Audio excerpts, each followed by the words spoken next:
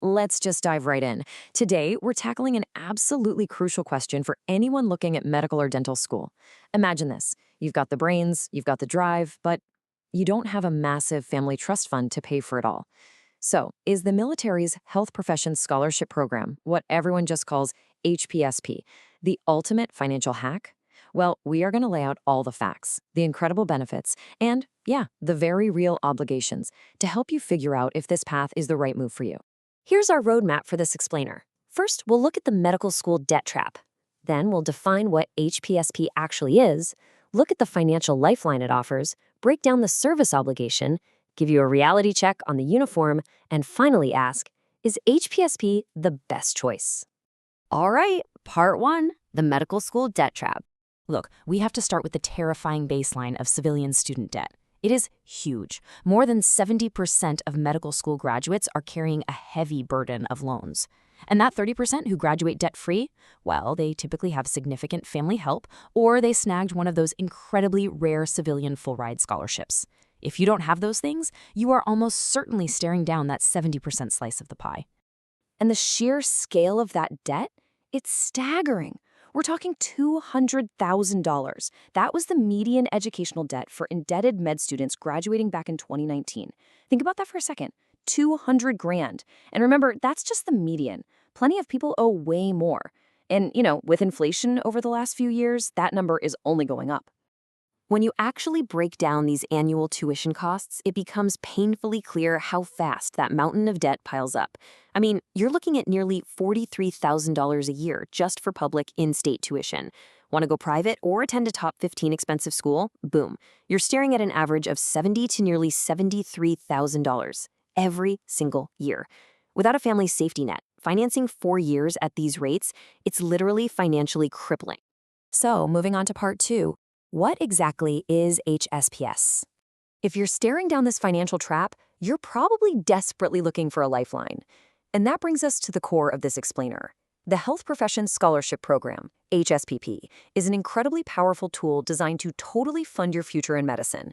It's offered by the Army, Navy, and Air Force. Simply put, they pay for your school, the whole shebang, and in exchange, you agree to serve as a commissioned military officer and physician or dentist. Now, to unlock these amazing benefits, there are some strict baseline criteria. You've got to be a U.S. citizen, have your bachelor's degree at least in progress, and be accepted into an accredited professional school in the U.S. or Puerto Rico. But, and this is a big but, pay close attention to that last point. You must physically qualify for a military commission. This isn't just an academic scholarship, right? You're actually joining the military, so you have to meet their medical and physical fitness standards from day one. Okay, part three, the financial lifeline. Let's look at the money. When you put these two paths side by side, it's immediately obvious why HSPS is seen as the ultimate silver bullet for students without family money. On the civilian side, you're racking up over $200,000 in debt and probably stressing over rent and groceries. On the HSPS side, the military covers 100% of your tuition, plus they literally hand you a monthly living stipend of over $2,800. Some branches even push it closer to $3,000 a month. Oh, and for certain roles, there's up to a $20,000 sign-on bonus. It is, quite literally, present-day financial freedom. And the perks don't stop there. Beyond the tuition and the stipends, the military completely pays for the tools you need to graduate. They reimburse you for your required textbooks, expensive lab fees, even medical equipment. Basically, if your school requires it, the military covers it. Plus, for 45 days every year, you actually receive the active duty pay and allowances of a second lieutenant. The financial support is absolutely unmatched. Which brings us to part four, the service obligation. All right, tone shift here. We have to move from this idea of free money to earned benefits. Because let's be real, the military is an investment machine, and they expect a return. The absolute most crucial thing to understand is the strict one-for-one payback structure. You directly owe 1 year of active duty service for every single year you take the scholarship. So, take a 4-year scholarship for med school, you owe 4 years of active duty service as a physician, period. Mapping out this timeline reveals a super specific detail you've got to wrap your head around. During medical school, your only job is being a student. No deployments, you don't even wear a uniform to class. But look right in the middle there, residency. Time spent in a military residency or fellowship does not count towards your service obligation. Actually, scratch that. It's more like your official service payback clock gets paused. It doesn't start ticking down until after you're a fully trained practicing physician. Also, while your primary focus is obviously school, you are technically a military reservist. And what does that mean? It means you have to complete specialized active duty training, or ADT, for 45 days every single year. For your first year, that usually means heading off to a 5-week officer training school. In the following years, you'll use that 45-day window to do clinical rotations or addition interviews at military teaching hospitals. The military absolutely accommodates your class schedule, but make no mistake, this is a mandatory commitment. Okay, part 5, the reality of the uniform. Let's step away from the paperwork for a second and just have a candid reality check. Because you aren't just becoming a doctor here. You are voluntarily stepping into the dual identity of a military officer.